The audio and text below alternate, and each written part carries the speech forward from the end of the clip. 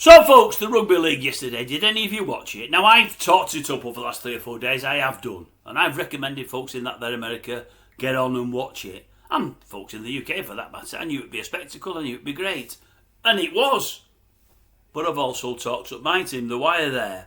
I think I've got with the oval ball what I've got with the round ball. You can't trust Man United at all at the moment.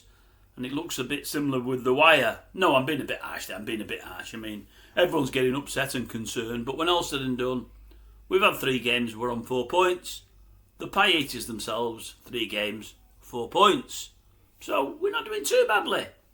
But they've set the season better than us, and last night we were crap. I think there was a little bit of the old froze under the media spotlight, a little bit of that. But there was a bit of laziness shown, as Sam said, a bit of laziness there, there's no doubt about that. But just some of the deficiencies we've got within the squad were exposed, which is a shame. I mean, it was a brilliant pitch for running rugby league, as all the scores shown throughout the night. I had a bit of a bet on the overs and the unders. I picked the ones that I thought, and everything was an over in the end. The bookies got it wrong. There was loads and loads of points scored in every game. It was down to the pitch. I mean, it was a lovely pitch. The roof was on. You know, there was no mud, no nothing like that. It was ideal for fast-flowing rugby, and that's what you got. And it suited Wigan. And the great thing with Wigan is they're clever enough to look to the men that can do damage. They've got 4 or 5, but they've got 2 especially that operate through the middle in French and Field. We've only got 1 there in Dufty. We've got an absolute superstar on the wing called Ashton, but he never gets the ball. He's playing outside the centre that isn't clever enough to give him the ball. So we only had really 1 speedster playing. Yeah, we've got pace out on the wings, but the game didn't see as much on the wings as normal. And they've got great pace at Wigan. I would suggest if you look for the fastest of the 4 wingers, it would be Ashton before it would be Marshall. I would guess, and I think I'm probably right. And I would think he's certainly more a powerful runner and maybe even a bit more elusive.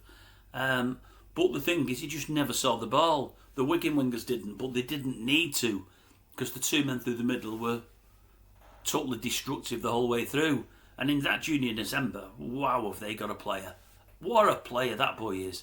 For me, he was man of the match all day long, even over French. I thought he was brilliant. For a young kid, he's going to get better and better and better. I'll tell you now, Wiganers, if you're expecting to see him in the old the old stripes, the old hoops in 2 or 3 years' time, I think you're backing up the wrong tree. He'll be in us within 2 to 3 years, I'm pretty sure. I hope I'm wrong, but I can see him snapping him up. He is a will be to that lad. A really, really special player. I thought Pierce Paul was a good one.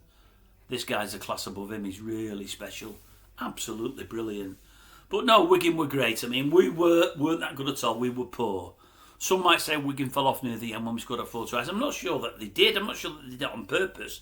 I think we just come into our own a little bit. We got 1 try and then a quick one after it and got a bit of a lease of life and didn't want to be totally embarrassed, although we probably had been by then anyway.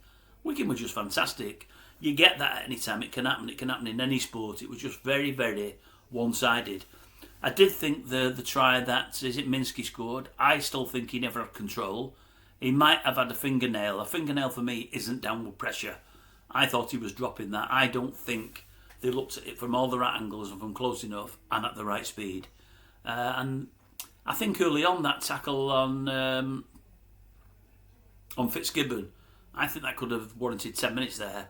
That tackle for 10 minutes, the Minsky try that I'm not so sure was a try, and the King try that I think was a try, because even if his elbows hit the floor, it was all in one movement. He took the ball in the one movement. I think that King try was a try. Those 3 things could have steered the game in a different direction. You never know. But once Wigan got ahead, they were ruthless. They were really, really good. But as bad as it is for Warrington, it was good for Wigan. I think it was a great advertisement for our league. I think it was a great game for all. Only 1 team really turned up, but they look imperious. They look as good as anybody from Australia. They were fantastic. I think the downside from a Wire point of view is they're talking of doing it again next year for the next 3 or 4. Had we have been brilliant, it'd been a brilliant game. And because of our management structure, I think we'd have got invited there again. I think we're going to definitely be there next year.